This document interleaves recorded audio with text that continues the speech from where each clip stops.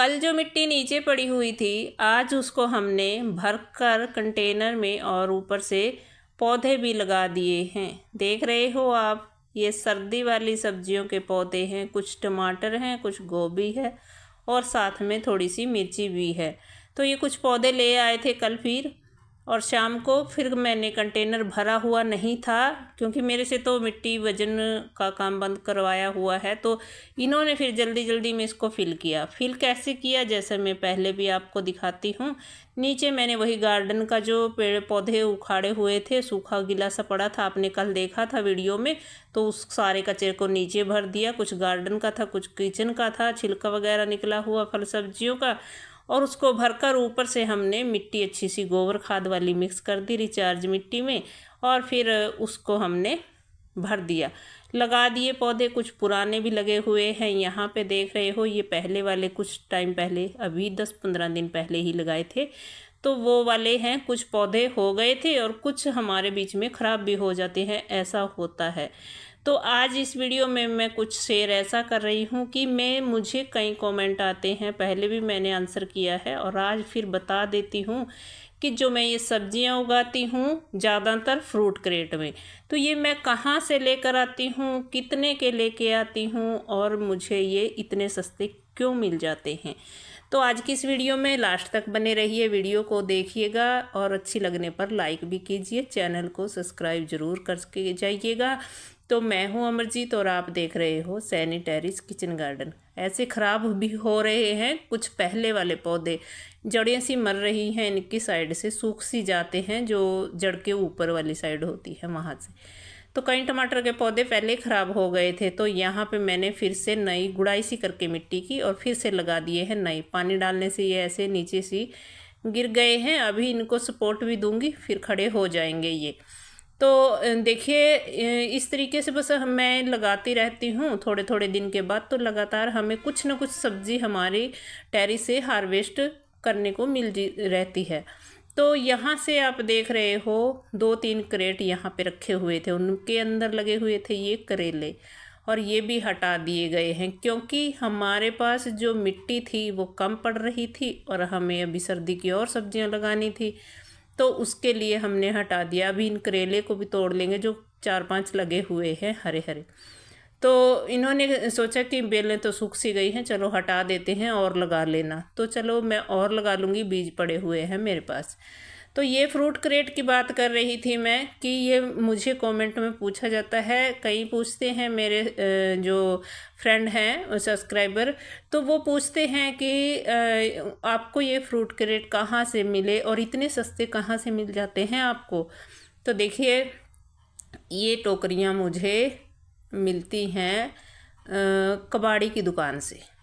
अभी आपको लगेगा कि कबाड़ी की दुकान पे, देखिए जो पहले सबसे पहले हम लेके आए थे फ्रूट वाले भैया से, तो मैंने आपको पिछली एक वीडियो में आंसर भी किया था कि मैं फ्रूट वाले भैया से लेके आई हूँ, और ये सारे हमने खाली कर दिए हैं। आज पुराने वाली जो गर्मी वाले फूलों के पौधे लगे हुए थे ना छोटे छोटे, तो इन्होंने अभी खिलना बंद कर दिया है, तो मैंने अभी इनको निकाल दिया है। एक के अंदर सारी वैरायटी रख लूँगी, सारे पर्सलेन पोर्चुला का सबको, सारे कलर को, तो एक के अंदर रख लूँगी उनको और सारे हटा दूँगी। तो फिर नए जो सर्दी वाले पौधे हैं फूलों वाले वो लगाऊंगी। तो इन फ्रूट क्रेट को मैं अभी जो लगा रही हूँ सब्जियाँ लगाने के लिए, अलग अलग रेट के हैं। देखिए, जो सबसे छोटे हैं वो 20-30 रुपए के हैं, और जो स्क्रैप के आते हैं यानी पुरानी प्लास्टिक को पिघलाकर दोबारा फिर तैयार किए जाते हैं, ये ब्लैक कलर के, ये थोड़े सस्ते पड़ जाते हैं 50 रुपये तक, और जो ये कलरफुल होते हैं बड़े वाले वो 100 रुपये के पड़ते हैं। तो फ्रूट वाले भैया जो होते हैं, यहाँ मार्केट है मेरे पास, मार्केट से वो फ्रूट वाले जो जब उनके पास खाली हो जाते हैं वो कबाड़ी को दे देते हैं। तो हमारे यहीं पे पास में ही कबाड़ी की भी दुकान है, तो वहाँ से कबाड़ी से मेरे हस्बैंड ले आते हैं। ये मुझे थोड़े सस्ते इसलिए पड़ जाते हैं कि ये हम कबाड़ी से ले लेते हैं, फ्रूट वाले उनको दे के आते हैं, हम उनसे ले आते हैं, तो इसलिए जो है मुझे ये सस्ते पड़ जाते हैं। अगर आप भी ख़रीदना चाहें तो अपने आसपास जो कबाड़ी होते हैं उनसे आप पता कर सकते हैं या फ्रूट वाले से पता कर सकते हैं, तो आपको ये सस्ते मिल जाएंगे। अगर आप सस्ती से लेना चाहते हैं तो जो पुरानी स्क्रैप के होते हैं वो वाले ले लीजिए। अगर मजबूत लेना चाहते हैं तो कलरफुल जो होते हैं वो ले लीजिए। तो पहचान कर ले लें आप, और रेट भी अच्छा देख कर फिर उसी हिसाब से दें। तो आशा करती हूँ आपको समझ आया होगा। तो ये कुछ मैं यहाँ दिखा रही थी कि पौधे जो खिलना जिन्होंने बंद कर दिया है गर्मी वालों ने, उनको हटा दूँगी। बस एक बड़े से गमले में सारे कलर इकट्ठे करके रख लूँगी। और पर्सलेन जो ये पोर्चुला का है ये तो अपने आप से ही उगता रहता है, फिर भी मैं हर रोज़ निकालती हूँ, दिखाती भी हूँ आपको, फिर भी उगता रहता है। तो यहाँ ये खाद गोबर की खाद है और ये मिक्स कर रहे हैं इस मिट्टी में। मिक्स करके इसको फिर खुली करके छोड़ देंगे, क्योंकि दोनों को जो गोबर खाद डाली है इसमें और जो मिट्टी है पुरानी, वैसे मैंने 2-3 दिन से पानी नहीं डाला था, सूखी थी मिट्टी, फिर भी मैं इसको जो है फैला रही हूँ। और यहाँ देख रहे हो ये अरबी है, इस बाल्टी से निकाली है। और ये अरबी अगर हम ना निकालें तो साल दर साल ये चलती रहती है। कैसे? ये पुरानी गठान है, देख रहे हो यहाँ पे ये पुरानी है और इधर नई बन रही है। अगर हम इसको नहीं निकालते हैं, जब बरसात के मौसम में अगस्त में सब्जी आती है इसकी, तो फिर अगर हम इसको ना निकालें, ना हार्वेस्ट करें, तो इसकी नई नई पत्तियां आगे आगे चलती रहती है। देख पुराने गलते रहती हैं गठान और नई उसमें से निकलती रहती हैं, तो इसमें से फिर आगे नए नए पौधे बनते रहते हैं। अगर पत्तों के लिए हम रख रहे हैं तो साल भर हम इनसे पत्ते ले सकते हैं। इसी तरीके से अब इन गठानों को मैं दबा दूंगी किसी भी कंटेनर में, तो ये फिर से पत्तियां इनमें निकल आएंगी। और मैंने छोड़ भी रखी हैं कई सारी, इनको भी मैं कहीं ना कहीं दबा दूंगी। तो ऐसे ही हल्दी का भी होता है, अगर हम ना निकालना चाहे तो उसको हम अगले साल के लिए भी रख सकते हैं, तो वो हल्दी जो है अगली बार हमें ज़्यादा मिलती है।